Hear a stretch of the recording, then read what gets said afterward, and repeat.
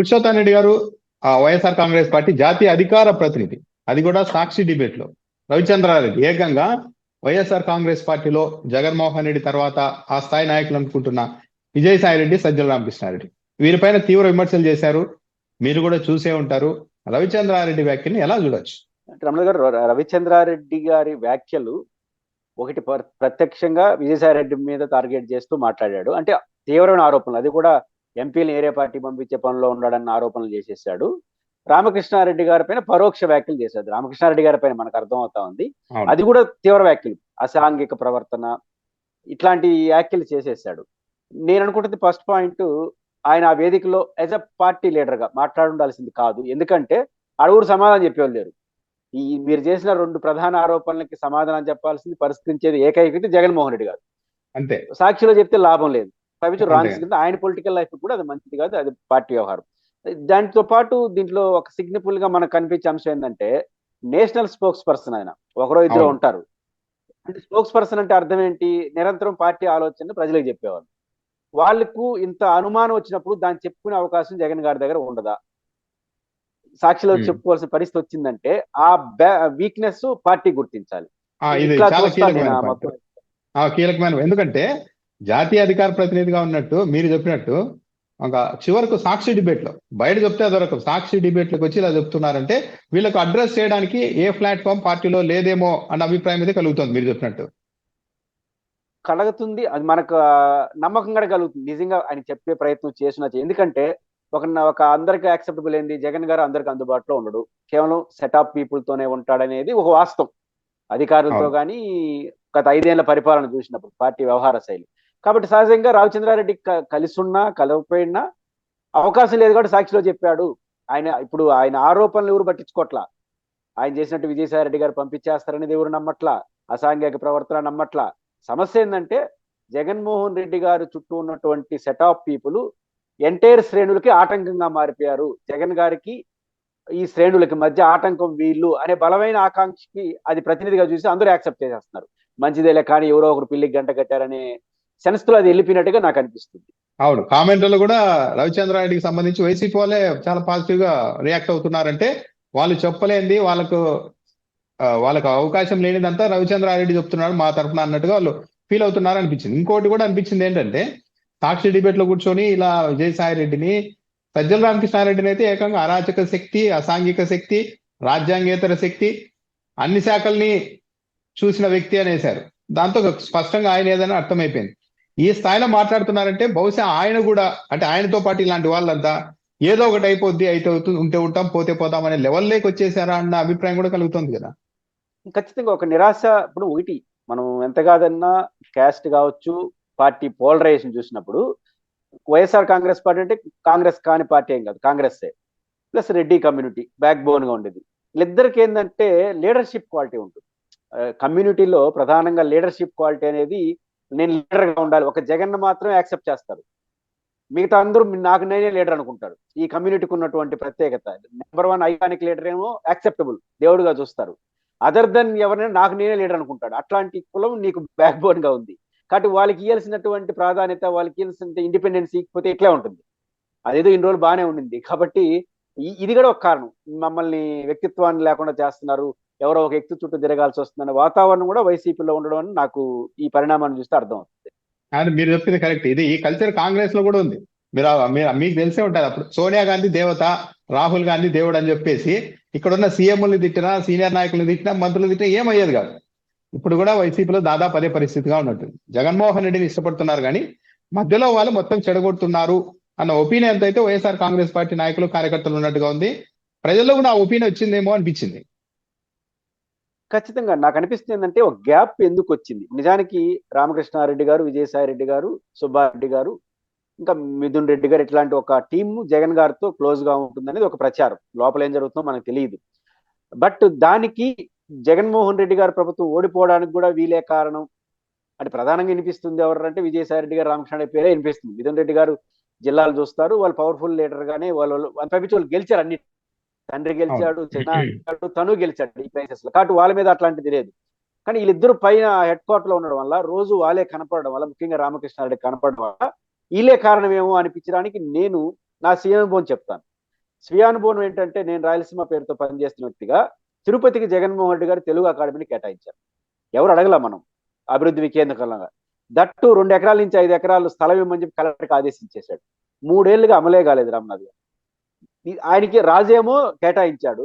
Supreme court వరకు వెళ్ళి 120 కోట్లు తెలంగాణ నుంచి కొట్లాడి సాధించాడు. దాంట్లో 5 కోట్లు పెట్టి ఆఫీస్ కట్టేసి ఉండొచ్చు. కింద అధికారులు ఆటంకాలు సృష్టించారు. ఇప్పటికీ అమలగాల అది. నేను ఇంత పెద్ద స్థాయిలో ప్రచారంలో ఉన్న వ్యక్తి, జగన్మోహన్ రెడ్డి మనిషి అనే పొద్దున నేను ఆయన కలిసి వినతి పత్రం నాకు 1 ఇయర్ సాధ్యం కాదు. ఇప్పటికి కూడా లేకపోయినా. ఇప్పుడు ఏమైంది, అది ఈ తిరుపతిలో ఉంటుందా ఉండదా అనే పరిస్థితి. రామకృష్ణారెడ్డి గారికి చెప్పినాం అనుకోండి, నువ్వు చాలా సీరియస్ విషయం, దాన్ని చేసేవాళ్ళు అంటాడు. అప్పుడున్న ఉన్నతాధికారులు చెప్పాడు అనుకో, చాలా సీరియస్ విషయం చేసేయాలంటారు. పైపించి మీరు చెప్పింది తప్పయ్యా అని చెప్పరు. అట్టే కృష్ణా యాజమాన్య బోర్డు ఉంది, న్యాయ స్వభావం కార్యాలయాన్ని కర్నూలు అంటారు, దాన్ని తీసుకెళ్లి విశాఖపట్నం అలికేట్ చేసినారు. ఇది తప్పయ్యా అని జగన్మోహన్ రెడ్డి చెప్పడానికి 2 ఏళ్ళ నుంచి 3 ఏళ్ళ నుంచి 5 ఏళ్ళ నుంచి నవలగాల ఆయన పోయి చెప్పడానికి. అంటే వీళ్ళు పోనీ రామకృష్ణారెడ్డి గారికి సెట్ ఆఫ్ పీపుల్కి చెప్పినాం అనుకో, నువ్వు చెప్పింది కరెక్టే, వెంటనే మార్చుకోవాలి, మీరు చెప్పింది తప్పయ్యా బాబు మేము ఎట్టే చేస్తామని కూడా చెప్పరు. అంటే మీరు కరెక్ట్ అంటున్నారు, కానీ జగన్ గారికి మీరు చెప్పట్లేదా, చెప్పితే ఆయన వినట్లేదా? ఇది వస్తుంది కదా ఆలోచన. ఇప్పుడు ఒక లైవ్ ఎగ్జాంపుల్ చెప్పాను. ఇప్పుడు నాకు అనుకోండి, ఇది ప్రజల సమస్య, అవకాశం ఇస్తే వినతి పత్రం ఇస్తాం, అవకాశం ఇస్తే మీడియాలో కూర్చొని మాట్లాడతాం, నా పని అయిపోయింది. కానీ వ్యక్తిగత జీవితాలతో ముడిపడిన సమస్యలు రాజీ పడతారా? నేను రాజీ పడతాను, అదేం పోయింది. అవకాశం ఇస్తే రిప్రజెంటేషన్, లేకపోతే మీడియాలో విమర్శించేస్తాను, నా పని అయిపోయింది. వ్యక్తిగత సమస్య కాదు. ఇట్లే ఉంటాయేమో ప్రతి సమస్య నేను భావిస్తున్నాను. అంటే జగన్ పాలసీ మ్యాటర్స్ పక్కన పెడదాం, ఎంఆర్ఓతో పని, కలెక్టర్తో పని, ఇవన్నీ వీళ్ళ చేతిలో ఉంటుంది కదా. రామకృష్ణారెడ్డి గారు, విజయసాయి గారు, ఇది కూడా కాలేదేమో చాలా మంది శ్రేణులకి అనేది నాకు అనిపిస్తుంది. దానివల్ల ఏమవుతుంది, ఇప్పుడు ఎవరు సమస్య గురించి మాట్లాడట్లా. ఇప్పుడు జగన్మోహన్ రెడ్డి ఓడిపోవడానికి ఏం పాలసీల కారణాలు ఎవరికి తెలియదు. ఈ శ్రేణులకి సమస్యల్లా మాకు జగన్కి మధ్య ఇల్లు అడ్డగోడులు అనే నిర్ధారణకు వచ్చేసినారు. దీన్ని తొలగించాల్సిన బాధ్యత ఇంకా జగన్మోహన్ రెడ్డి గారిది తప్ప ఇంకోటి కాదు. అంటే ఇప్పుడు దాదాపు 3 నెలలు అవుతుంది ఇప్పుడు సత్యన్ రెడ్డి గారు డే 1 నుంచి. కొంతమంది ఓపెన్ గా ఎమ్మెల్యేలు కూడా చెప్పారు, కొంతమంది అక్కడ ఉంటారు గంటలు వాళ్ళ కార్యాలయాల చుట్టూ, వాళ్ళ ఆఫీసుల దగ్గర, జగన్మోహన్ రెడ్డి ఆఫీస్ దగ్గర కాదు, వాళ్ళ ఆఫీసుల దగ్గరే ఉదయం నుండి సాయంత్రం వరకు కూర్చోబెడతారు, ఎమ్మెల్యేలు అన్న కనీస గౌరవం ఇవ్వరు అని చెప్పేశారు. ఆ వ్యక్తులు ఎవరు అన్నది కూడా ఈరోజు తెలుస్తూనే ఉంది. అంత జరిగిన తర్వాత, పత్రికల్లో వచ్చిన తర్వాత, స్వయంగా ఓడిపోయిన మంత్రులు, సీనియర్ ఎమ్మెల్యేలు వాళ్ళే చెప్పిన తర్వాత కూడా జగన్మోహన్ రెడ్డి ఎక్కడా కూడా కనీసం మీరు బ్యాక్ ఎండ్ లో ఉండండి, పైకి కనిపించద్దండి అనే మాట కూడా చెప్పలేకపోతున్నప్పుడు, అంటే ఈ పార్టీని ఏం చేయాలనుకుంటున్నారు వీళ్ళు అన్న ఒక అనుమానం అయితే కలుగుతుంది కదా ఎవరికైనా, సగటు ఏ పార్టీ వాళ్ళకైనా. అంటే జగన్మోహన్ రెడ్డి గారికి కొన్ని ఫ్యాక్ట్స్ తెలిసి ఉండొచ్చు. ఇప్పుడు రామకృష్ణారెడ్డి గారి వల్లనే ఓడిపోయింది అనేది జగన్ గారు ఒప్పుకోడు. ఆయన తెలుసు కదా ఎందుకు ఓడిపోయినాడు, అర్థమైంది. ఈయన ఎంత పాత్ర వహించుంటాడు, ఆయన ఎంత చెప్పాడు, మనం ఎంత తిన్నాం. జగన్మోహన్ రెడ్డి గారే ఓడిడానికి గెలవడానికి ఆయన కారణం అవుతాడు. ఆయన నిజం తెలుసు కాబట్టి ఇది కోపతాపాలతో మాట్లాడి ఆయన అనుకోవచ్చు. కానీ ఒక విడదీరైనటువంటి మెసేజ్ వెళ్ళిపోయింది సమాజంలో. వెళ్ళినప్పుడు ఏం చేయాలి? ఒకటి, జగన్మోహన్ రెడ్డి గారు 2 మార్గాలు. ఒకటి, వాళ్ళందరూ నాకు మంచి సలహాలు ఇచ్చారయ్యా, ఆయన నేనేం లేదు అని చెప్పగలడా? చెప్పలేడు. లేదా వాళ్ళందరూ నాకు సరిగ్గా సలహాలు లేదు అని అన్నావు అనుకో, పక్కన పెట్టు అంటారు. ఇప్పుడు జగన్మోహన్ రెడ్డి గారు దీన్ని అడ్రస్ చేయక తప్పదు. శ్రేణులకి కొంతమంది వ్యక్తుల పైన ఒక అభిప్రాయం, దృఢమైన వచ్చేసిన తర్వాత వాళ్ళందరినీ పక్కకు దోసేమని నేను అన్నాను. ఎందుకంటే వీళ్ళు చెప్పిందే జరిగిందని నేను అనుకోవట్లేదు. కానీ ఆల్టర్నేటివ్ ఎవరైతే రామకృష్ణారెడ్డి గారి పట్ల, విజయసాయి రెడ్డి గారి పట్ల, సమ్ XYZ పట్ల భిన్నాభిప్రాయం కలిగిన వాళ్ళకి ఇంకొక మార్గాన్ని మీరు చూపించాలి. ఈ డోరు వాళ్ళు ఫీల్ అవుతున్నారు, ఈ డోర్ ఫిల్మ్ 4 అదనంగా పెట్టుకో. పెద్ద పెద్ద లీడర్లు ఉన్నారు కదా, బొత్స సత్యనారాయణ ఉన్నారు, మా తిరుపతిలో కరుణాకర్ రెడ్డి గారు అంటే సీనియర్ లీడర్స్ ఉన్నారు. వీళ్ళందరినీ ఒక 5-6 మందిని పెట్టుకున్నారనుకోండి, ఇక్కడ పోవాలి, ఇక్కడ పోతారు. దాంతో కోపతాపాలు తగ్గిపోతే అందరూ కలిసి పనిచేయచ్చు. ఇట్లాంటి ర్యాపిడ్ స్టెప్ కానీ జగన్ గారు తీయకపోతే ఇది చాలా వ్యాలిడ్ పాయింట్, చాలా వ్యాలిడ్ పాయింట్ మీరు చెప్పింది. ఎందుకంటే ఓటమిలో సజ్జల రామకృష్ణారెడ్డి బాధ్యుడని అందరూ అంటున్నారు, కానీ సగం మంది జగన్మోహన్ రెడ్డిని అనలేక ఈయన అంటున్నారో ఏమో కూడా మనకు తెలియదు, ఈయన పాత్ర ఎంతో తెలియదు. ఇలాంటప్పుడు దీన్ని డైల్యూట్ చేయాలి, ఇష్యూని పరిష్కరించాలంటే సజ్జల రామకృష్ణారెడ్డిని పూర్తిగా పక్కన కంటే ఇంకో 4 పెడితే ఈ స్థాయి వాళ్ళని, ఓకే కొత్త వాళ్ళు వచ్చారు, మనల్ని అడ్రస్ చేయడానికి, మనం కన్సల్ట్ అవ్వడానికి వీళ్ళు ఉన్నారు అన్న ఒక కాన్ఫిడెన్స్ అయితే వస్తుంది. మీరు చెప్పింది చాలా వ్యాలిడ్ పాయింట్. దాంతో పాటు ఇంకోటి అనిపించింది నాకు, అంతే సజ్జల రామకృష్ణారెడ్డి గారు కావచ్చు, సాయిరెడ్డి గారు, వీళ్ళంతా పొలిటీషియన్లు కాకపోవడం వల్ల, వాళ్ళే వచ్చి ప్రతిదీ మీడియా ముందు మాట్లాడడం వల్ల కూడా సగటు రాజకీయ నాయకులు, అంటే కాంగ్రెస్ పార్టీలో వాళ్ళ స్థాయిలో ఇండిపెండెన్స్ ని అనుభవించిన వాళ్ళంతా కాస్త ఏమన్నా ఇబ్బందిగా ఫీల్ అవుతున్నారేమో అనిపించింది. ఖచ్చితంగా ఇది వ్యాలిడ్ పాయింట్. ఎందుకు అంటున్నానంటే, అందరూ ఏమంటారు, తెలుగుదేశం పార్టీ మీద ఒక విమర్శ ఉంది, వాళ్ళ పార్టీ ఆఫీస్ నుంచి ఒక స్క్రిప్ట్ వస్తుంది, దాన్నే చదువుతారు అని. దాంట్లో ఒక మంచి లక్షణం ఉంది. అంటే సెంట్రలైజ్డ్ ఆర్గనైజేషన్, స్పోక్స్ పర్సన్ నుంచి జిల్లా నాయకుడి వరకు ఒక సెంట్రలైజ్ ఈ పని మీద మంచి చెడ్డలు పక్కన పెడదాం, ఇట్లే మాట్లాడాలని ఒక డైరెక్షన్ వస్తుంది. మనకు వైసీపీ నుంచి అది ఏడు కనపడదు. గోదావరి అయినా ఒకరు మాట్లాడతాడు, జిల్లా అయినా ఒక మాట్లాడతాడు. అంటే వీళ్ళకి సెంట్రలైజ్డ్ ఆర్గనైజ్ సిస్టమ్ లేదు. ఇప్పుడు బుద్ధుడు వాడు మాట్లాడుకోవడం ఇది ఒకటి. దీని క్రమంలో ఏమవుతుందంటే ఏ శాఖ మంత్రి ఏ శాఖ విషయాలు వాళ్ళు అడ్రస్ చేస్తే వచ్చే విలువ వేరే రకం ఉంటుంది. అన్ని మనమే మాట్లాడినాం అనుకోండి, ఉద్యోగుల సమస్య మనమే అన్ని ఇప్పుడు ప్రజా సంబంధాల సలహాదారుడు అంటే ప్రజలకి ప్రభుత్వానికి మధ్య సలహాదారుడు కాబట్టి నేను అన్ని మాట్లాడతానంటే దాని అర్థం ఏంటంటే ప్రజల నుంచి వచ్చే రిప్రజెంటేషన్ ప్రభుత్వానికి చెప్పడం, ప్రభుత్వ పాలసీ డెసిషన్ అంతా మనం మాట్లాడడం కాదు. రెండో అంశం, మీకేమైనా మంత్రుల పైన వీళ్ళు బాగా మాట్లాడలేరు అనేది అపనమ్మకుంటే ఎవరు పెట్టుకోమన్నారు ఆ మంత్రులు అంటారు. అంతే కదా, మంత్రివర్గం అంటే ఎవరో తప్పునలు పెట్టాలి కదా. అంటే మంత్రులంతా చేతకాని వాళ్ళని ఇండైరెక్ట్ వీళ్ళే చెప్పారు. ప్రతిదీ వాళ్ళ శాఖల్ని వాళ్ళని అడ్రస్ చేసే పరిస్థితి లేకుండా చేయడం వల్ల కూడా ఆ ఇంప్రెషన్ పోయింది. వైసీపీ క్యాబినెట్ లో జగన్ క్యాబినెట్ లో మంత్రులంతా అసంతృప్తి అసమ్మద్ధులు అనేది అయితే పోయింది జనాల్లోకి. ఇప్పుడు ప్రజానాయకుడికి అంటే ప్రజల నుంచి వచ్చిన నాయకుడికి కొంత ఎక్స్పోజ్ అయిన ఒక ఉదాహరణ చెప్తాను. అంటే ఆ నాయకుడు పేరు చెప్పను, ప్రజానాయకుడు గురించి పడేద్దాం. బొత్స సత్యనారాయణ గారు ఇంకొక నాయకుడు, రెండు ప్రశ్న ఒకే ప్రశ్న, ఇద్దరు ఎట్టా సమాధానం చెప్పారు చూడండి. ఉత్తరాంధ్రలో ఎలాగ ఎమ్మెల్సీ ఎన్నికలు జరుగుతూ ఉంటే ఆయన ఉన్నాడు కదా ఎమ్మెల్సీ అమ్మాయి విషయంలో గొడవైంది కదా, భార్య భర్తల విషయంలో ఎమ్మెల్సీ దువ్వాడ శ్రీనివాస్. ఈ ఎమ్మెల్సీ ఎన్నికల్లో దాని ప్రభావం ఏమైనా పడుతుందా అని ఒక నాయకుడిని అడిగాడు. సుబ్బారెడ్డి గారిని, ఎవరో కాదు సుబ్బారెడ్డి గారిని మీలాంటి జర్నలిస్ట్ అడిగితే దాని ప్రభావం ఎలక్షన్ లో ఏమీ ఉండదండి అని అన్నాడు. అది నిజమే. అదే మీలాంటి విలేకరి మళ్ళీ బొత్స గారిని అడిగారు, మైక్ పెట్టి అడిగితే నీ షర్ట్ ఇప్పేస్తే ఎన్ని మచ్చలు ఉంటాయో అప్పుడు తెలుస్తుంది, నా షర్ట్ ఇప్పేస్తే అప్పుడు తెలుస్తుంది మచ్చలు, అవి అనవసరం, ఈ రోజు ఎమ్మెల్సీని గురించి మాట్లాడు అన్నాడు. That is different of political leader. ఏంటంటే ఆ విలేకరి డిఫెన్స్ లో నెట్టాడు. ఇప్పుడు పర్సనల్ విషయాలు తీసుకొచ్చి ఇక్కడ మాట్లాడతారా, నీ షర్ట్ ఇప్పితే కదా నీ మచ్చలు తెలిసేది, నా సప్పటి నాది ఆయన ఇప్పినాడు కూడా తెలుస్తుందని నోరు మూసుకొని చెప్పినాడు. అంటే దట్ ఈస్ పాలిటిక్స్. అంటే అంటే పీపుల్స్ నుంచి వచ్చిన వాళ్ళు, నలిగిన వాళ్ళకి వచ్చిన ఆలోచనలకి తేడా వస్తుంది. అంటే నేనేమంటే వైసీపీలో లేరా మాట్లాడేవాళ్ళు, ఒక ధర్మాన ప్రసాదరావు గారు, ఒక బుగ్గన రాజేంద్రనాథ్ రెడ్డి గారు, ఒక తిరుపతిలో కరుణాకర్ రెడ్డి గారు, బ్రహ్మాండమైన లీడర్ స్పోక్స్ పర్సన్స్ ఉన్నారు. వాళ్ళు ఎవరు కనపడరు. సెలెక్టెడ్ గా పైన అమరావతిలో మాట్లాడు, ఎమ్మెల్యేలు ఏరేపులో బిజీ అయిపోవడం. ఇది కూడా వైసీపీలో ఈ పరిస్థితి రావడానికి కారణమైందేమో అనిపిస్తుంది. అంటే ఇప్పుడు చాలా మాట్లాడే వాళ్ళు ఉన్నారు, కానీ వాళ్ళు మాట్లాడలేదు, అవకాశం లేదంటున్నారు. మీకు తెలిసే ఉంటుంది ఇప్పుడు సత్యనారాయణ, దీని వెనకాల ఏం జరిగిందంటే వైఎస్ఆర్ కాంగ్రెస్ పార్టీలో ఎవరైనా కానీ అక్కడ జగన్మోహన్ రెడ్డి దగ్గర సలహాదారులుగా అంటే సజ్జల రామకృష్ణారెడ్డి కాకుండా ఇంకో ఆయన ఉండేవారు. ఆయన కన్సెంట్ లేకుండా ఏ మంత్రి కూడా ఏ ఎమ్మెల్యే కూడా ప్రెస్ మీట్ పెట్టే, కనీసం ప్రెస్ మీట్ పెట్టే స్పేస్ అక్కడ లేదు. దానివల్ల కూడా అందరూ మాకెందుకు. ఇంకోటి ఏంటంటే ఇప్పుడు మీరు చెప్పారు కరుణాకర్ రెడ్డి గారు బాగా మాట్లాడతారు, ఆయన ఆయన ఆయన మాట్లాడతారని. వీళ్ళందరూ వెళ్ళి జగన్మోహన్ రెడ్డి దగ్గర సలహాదారుగా ఉండే వ్యక్తి దగ్గర మేము మీడియా సమావేశం పెట్టాలా లేదా అని ఎవడు అడగరు. అలాంటి పరిస్థితి ఉన్నప్పుడు అసలు పెట్టకుండా మాకెందుకులేనే వదిలేస్తారు. అదే జరిగింది. ఖచ్చితంగా సలహాదారుల్ని జగన్మోహన్ రెడ్డి గారు ఎట్లా నియమించారంటే, మెజారిటీ సలహాదారుల్ని ఏదో ఒక అకామిడేట్ చేయాలి వాళ్ళని అనే సలహాదారులను పెట్టుకున్నాడు. ఇప్పుడు చంద్రబాబు గారు సలహాదారులందరూ గొప్పలని ఈయన సాధారణ ఇప్పుడు ఉదాహరణకు నిన్న చంద్రబాబు నాయుడు గారు ఇరిగేషన్ ఒక సలహాదారుని పెట్టాడు. ఎవరు పెట్టాడు? మన అన్నాడు. నిజానికి ఆయన ఏం అద్భుతాలు చేసి పక్కన పెడితే ఆయనకు ఒక ఇమేజ్ వచ్చింది, ఆ గేట్ ఫిక్స్ చేశాడని. ఇరిగేషన్ కి ఇట్టటోళ్ళు ఉండాలి కదా, అంటే ఆయన ఎవరో కూడా తెలియదు. అంటే సలహాదారులు నిమిషం ఇట్లా పెట్టాలన్నాడు. జగన్మోహన్ రెడ్డి గారి సలహాదారులు ఏ రోజైనా ఉదాహరణ ఇరిగేషన్ ఎంత గొడవైంది, మన ఎత్తిపోతల పథకం కానీ, రెండోది తెలంగాణలో వచ్చిన గొడవలు కానీ, ఇవన్నిట్లో ఏ రోజైనా ఇరిగేషన్ సలహాదారు పేరినారా మీరు?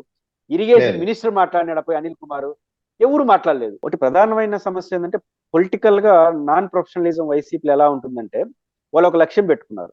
2019 గెలిచిన వెంటనే కొన్ని ప్రాధాన్యతలు, అంటే నవరత్నాల పేరుతో దాన్ని నిజాయితీగా అమలు చేయాలి, చిత్తశుద్ధి అమలు చేయాలి, దాంతోనే ఎన్నికలకు పోవాలని నిర్ణయించుకున్నారు. అది ఒక రాజకీయ పార్టీకి ఉండాల్సిన ముఖ్య లక్షణం. కానీ తర్వాత జరిగే ఏ పరిణామం మాకు సంబంధం లేదు అనే మూడ్లోకి వెళ్ళిపోయినారు. మీరు నవరత్నాల్లో ప్రతిరోజు చెప్పినంత స్పష్టంగా మిగతా ఏ విషయాలు చెప్పరు. తోచుకొచ్చిన విషయాలు కూడా మాకు సంబంధం లేదు, మేము నవరత్నాలు మిగతా విషయాలు మాకు సంబంధం లేదు, అది ప్రతిపక్షాలు గొడవ కొట్టిపారేయడం ఒక ధోరణి ఎట్లా మారిందంటే, బెస్ట్ ఎగ్జాంపుల్ ఇప్పుడు పబ్లిక్ రిలేషన్ చూడాల్సినటువంటి మీడియా సలహాదారుడు ఎవరైతే అనుకుంటున్నారో ఆయనకు సంబంధించి ఒక ఉదాహరణ, తిరుపతిలో ఒక పార్లమెంటు సభ్యుడి స్థాయి వ్యక్తి తిరుపతిలో చంద్రబాబు గారు చేసిన ఒక ఆరోపణ పైన స్పందించాలనుకున్నాడు, ప్రకటించారు. మామూలుగా ఏం చేయాలి, ఆ మీడియా సలహాదారుడు ఎక్కడ ఏం జరిగినా ఆయన ఫోన్ చేసి అక్కడ ఉన్న లోకల్ లీడర్కి అయ్యా బాబు ఈ విషయం ఉంది, ఇది సమాచారం, నువ్వు మాట్లాడని చెప్పాలి, డైరెక్షన్ ఇవ్వాలి. అందుకు ఉల్టాగా ఈయన మెసేజ్ ఇచ్చిన 24 గంటల వరకు కూడా ఆయన స్పందించాల. అంటే జగన్మోహన్ రెడ్డి గారి మీడియా సలహాదారుడు ఎంత అద్భుతంగా ఉన్నాడు అనడానికి ఇది ఒక బెస్ట్ ఎగ్జాంపుల్. కాబట్టి బేసిక్ గా వైఎస్ఆర్ కాంగ్రెస్ పార్టీలో అకౌంటబిలిటీ లోపించింది. జగన్మోహన్ రెడ్డి గారు ఒక పదవి ఇచ్చాడు, ఒక అడ్వైజర్ ఇచ్చాడు, ఒక పని అప్పగిచ్చాడు, అది జరుగుతుందో లేదా అకౌంటబిలిటీ మళ్ళీ చెక్ చేయాలి కదా. చెక్ చేయాలంటే ఎట్ చెక్ చేయాలి? ఆయన పిలిస్తే మాడితే కుదరదు, కిందకి వెళ్ళాలి, వాళ్ళు సరిగ్గా ఉన్నారా లేదా చెల్లాలి. అక్కడ పెద్ద లోపం జరిగిందనేది మనకు అనిపిస్తుంది. కరెక్టే. అవును. ఇంకోటి ఏంటంటే ఇప్పుడు చాలా మందిలో ఉండేది, ఇంత పెద్ద ఓటమి జరిగిన తర్వాత సరే జగన్మోహన్ రెడ్డి కావచ్చు, వైసీపీ పెద్దలంతా మేము అద్భుతంగానే పాలించాం, ఎక్కడో మిస్టేక్ జరిగింది, చంద్రబాబు నాయుడు ఇచ్చిన హామీల కారణంగానే వాళ్ళు ఓట్లు వేశారు అని వాళ్ళు అనుకుంటుండవచ్చు. కానీ ఇంత పెద్ద ఓటమి ఇచ్చినప్పుడు మళ్ళీ ప్రజల్ని దగ్గరికి తీసుకునేందుకు, పార్టీలో ఒక నమ్మకాన్ని కుదించేందుకు, ఎక్కడన్నా మనం తప్పులు చేసి ఉంటాము, వాటన్నిటిని సరి చేసుకొని మళ్ళీ మనం అద్భుతంగా ముందుకు వెళ్తాము అన్న ఒక్క మాట రావడం లేదు వైఎస్ఆర్ కాంగ్రెస్ పార్టీ నుంచి. ఇంత పెద్ద ఓటమి జరిగిన తర్వాత కూడా మేము ఇక్కడ పొరపాటు చేశామని ఒప్పుకోవడానికి కూడా వాళ్ళు ఇష్టపడడం లేదు. మరి ఎందుకై ఉంటుందంటారు పురుషోత్తం రెడ్డి గారు? ఖచ్చితంగా ఇక్కడ అకౌంటబిలిటీ, రియాలిటీ రెండు ఉంది. ఇప్పుడు ప్రతిదానికి చంద్రబాబు నాయుడు గారి ప్రస్తావన తేవడం వాళ్ళని అవసరం అనుకోవచ్చు, కానీ ఇది అవసరం రాష్ట్రానికి. ఎందుకంటే నీ ప్రత్యర్థి ఆయన. ఇప్పుడు చంద్రబాబు గారు ఏం చేస్తున్నారో జగన్ గారు చూడాలి, జగన్ గారు ఎందుకంటే వీళ్ళిద్దరే ప్రత్యర్థులు రాష్ట్రంలో.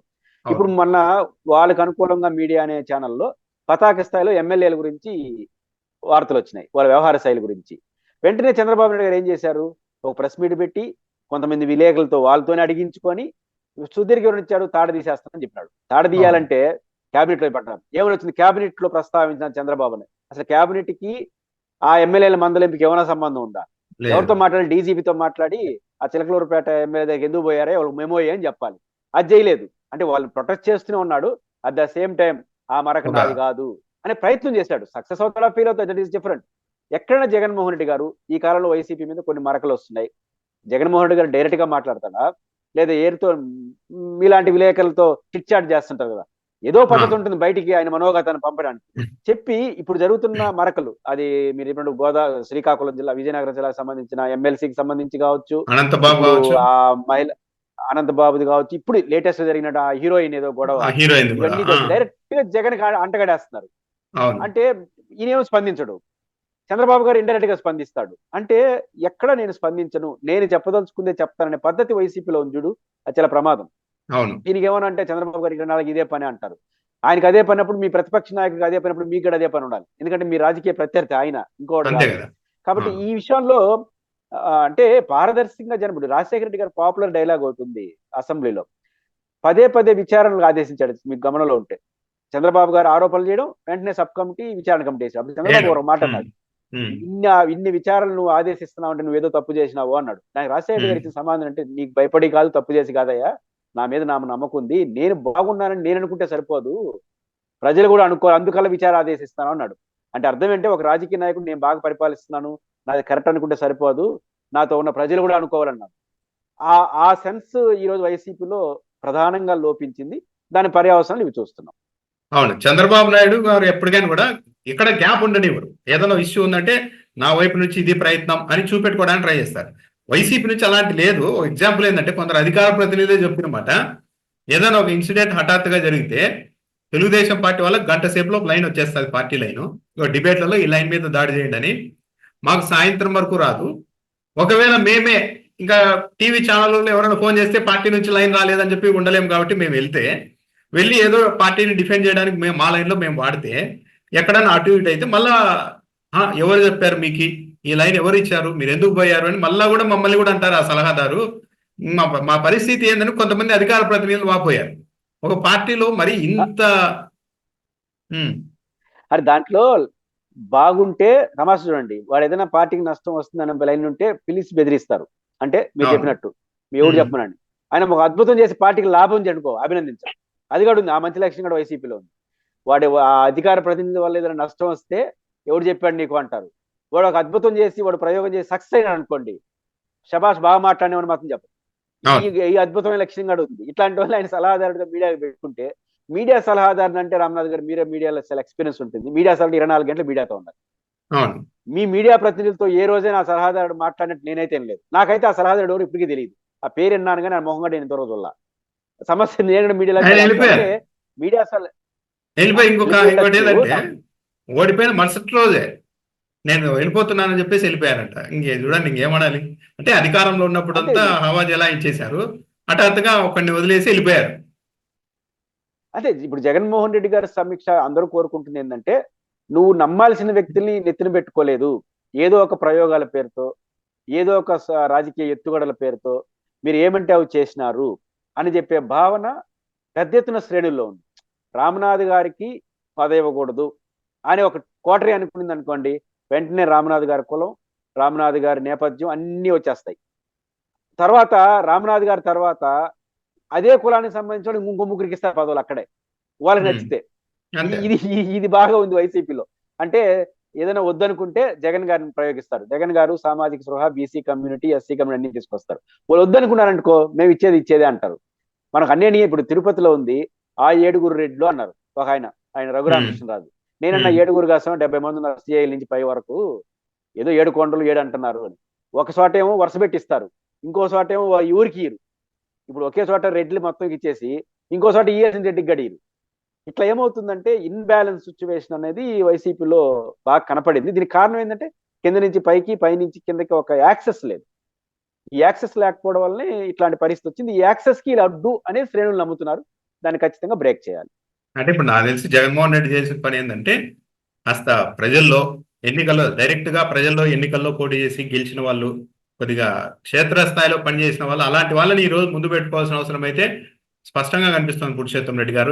ఎవరు కాదన్నావునన్నా లేకుండా ఇళ్ల మీద డిపెండ్ అవుతానంటే మాత్రం కష్టమే. ఎందుకంటే ఇప్పుడు చాలా మందిలో ఉన్న ఒపీనియన్ ఏంటి అంటే, 3 నెలల నుండి చాలా జగన్మోహన్ రెడ్డి ర్యాపిడ్ గా ఏదో చేంజెస్ చేసేస్తారు, పార్టీలో మార్పులు చేర్పులు చేస్తారు అనుకున్నారు. ఒక్క మార్పు జరగలేదు. ఇది చూసిన తర్వాత ఇప్పుడు అందరి భయం ఏంటంటే, సరే ఈరోజు మళ్ళా చేస్తాం, మళ్ళా ఆయనే ఉంటాడు అంటే జగన్మోహన్ రెడ్డి కాదు, ఆయన తర్వాత వాళ్ళే ఉంటారు, ఇంకా మనం ఏంటి పరిస్థితి. ఇంకొంతమంది భయపడుతున్నది ఏంటంటే, ఈరోజు మళ్ళీ మనం నిజాలు మాట్లాడితే మళ్ళీ వాళ్ళే ఉంటారు కదా, రేపు పొద్దున పవర్లోకి వచ్చినా మనల్ని టార్గెట్ చేస్తారేమో అనే స్థితికి వచ్చిందంటే, వీళ్ళు చేస్తున్నది ఏంటి, నిజాన్ని దాచిపెడుతున్నారు కానీ నిజాన్ని అబద్ధం చేయలేరు కదా. అంటే ఇక 2 ప్రమాదాలు ఉన్నాయి. ఒకటి ఏంటంటే మీరు ప్రస్తావించినట్టు వీళ్ళే మళ్ళీ ఉంటారని నమ్మకం ఏర్పడితే నటిస్తారు. రాజకీయాలు అది కూడా ఉంటుంది. అంటే ఇంక నుంచి పోలేరు కదా పాపం, నటిస్తారు, అందరితో బాగుంటారు, ఫైటర్ గా ప్రజల తరపున నిలబడి ప్రతిపక్షాన్ని అటాక్ చేసే పద్ధతి మర్చిపోతారు. అదే గెలిపిస్తుంది పార్టీని. దాన్ని మర్చిపోయి ఇక్కడ నటిస్తారు, ఆడ నటిస్తుంటారు, అవకాశం వచ్చినప్పుడు అందిపుచ్చుకుంటారు. ఇట్లాంటి బ్యాచ్ ఒకటి తయారవుతుంది. రెండోది కొంచెం ఆత్మాభిమానం ఉండాలి, ఇంక వీళ్ళ మారని సైలెంట్ అయిపోతారు. ఒకటి జగన్మోహన్ రెడ్డి గారికి ఉన్న గౌరవమే పార్టీలో ఎస్ అ లీడర్, ఫెరోసస్ లీడర్ అని, నమ్మకానికి మారుపేరని. నమ్మకానికి మారుపేరు, విశ్వసనీయతకు మారుపేరు అనే వ్యక్తి చుట్టూ ఉన్న కోటరి పట్ల ఎంటైర్ శ్రేణులకి అపనమ్మకం, అవిశ్వాసం ఏర్పడడం అనేది ఎంత ప్రమాదం. లీడర్ ఏమో విశ్వసనీయతకు రిప్రజెంటేటివ్, లీడర్ చుట్టూ ఉన్న యంత్రాంగమేమో నాకు వాళ్ళు అట్లాంటి వాళ్ళని నేను అన్ను, నీ వాళ్ళు అట్లా అనుకుంటారు. ఓటర్లకి, ప్రజలకి, అధినేతకి మధ్య వారధులుగా ఉంటున్నారు కదా ఈ శ్రేణులు. వీళ్ళందరూ ఏమనుకుంటున్నారంటే, మా లీడర్ విశ్వసనీయతకు ప్రతినిధి, లీడర్ చుట్టూ ఉన్నోళ్ళు అది కాదు, వాళ్ళు అది కాదని నేను అన్న కానీ మీరు అనుకుంటున్నారు. ఒకటి చెప్పారు మొన్న బ్రేక్. మీరు చెప్పారని గుర్తొచ్చింది. మొన్న విషయం చెప్పారు పురుషోత్తం రెడ్డి గారు, వైసీపీ నాయకుడు. ఏం జరిగింది 5 ఏళ్ళు అంటే, ఎవరైతే జగన్మోహన్ రెడ్డిని నమ్మి పనిచేశారో వాళ్ళంతా సర్వనాశనం అయిపోయారండి, ఆయన తర్వాత ఉండే పూజారులను నమ్ముకున్న వాళ్ళు మాత్రం బాగుపడ్డారని చెప్పేశాడు. ఒకటేలే పార్టీలో 5 ఏళ్ళు ఏం జరిగిందంటే. నేను కూడా దగ్గరగా చూసింది ఏంటంటే, జగన్ ని మాత్రం విపరీతంగా ప్రేమించిన వాళ్ళందరూ ఎమ్మెల్యేలకు దూరం అయిపోయారు. ఎమ్మెల్యేలు నన్ను ప్రేమించాడో చూసుకున్నారు తప్ప, నాయకుడు ప్రేమించాలి పోయి చూసుకోబో అన్నారు. కాబట్టి పై రివీల్ చేయడం రాజకీయాల్లో సహజం, కానీ అదే జీవితంగా మారిపోతే మాత్రం ఇబ్బంది. అందువల్ల జగన్మోహన్ రెడ్డి గారు ఈ బ్రేక్ చేసుకుంటూ వీలైనంత వరకు తనే కిందకి రావాలి, అవసరం జిల్లాల పర్యటనకు రావాలి. ఇప్పుడు జిల్లాల పర్యటన చేస్తున్నాడు. నేనేమంటానంటే, ఈ ఒక 3 నెలలోనే అద్భుతాలు జరగవు, ఆశించలేము, కానీ నడక అటువైపుగా ఉందనే మెసేజ్ ఇవ్వాలి. నా పాయింట్ ఏంటంటే, ఇదన్నీ జరగడానికి 6 నెలలు పట్టొచ్చు, సంవత్సరం పట్టొచ్చు. ఇప్పుడు ఒక పక్క ఓడిపోయి క్రైసిస్ లో ఉంటే ప్రతి ఒక్కరిని అనుమానిస్తా, ఎవరు తప్ప అందరూ కొట్టేయడం అనేది జరగదు, మంచిది కూడా. కానీ జగన్ గారు వేసే అడుగులు అటువైపుగా వెళుతున్నాయనే మెసేజ్ మాత్రం వెళ్ళాలి. అది జరిగేసరికి 1 year పట్టింది. ఈ శ్రేణులందరికీ మా జగన్ గారిలో మార్పు వచ్చింది, అడుగులు అటు పడుతున్నాయి, ఎప్పుడైనా సక్సెస్ కానీ దాంతో అందరూ ఏకమైపోతారు మళ్ళీ. ఇది కానీ చేయగలిగితే వాళ్ళకి పెద్ద సమస్య అయితే ఉండదు.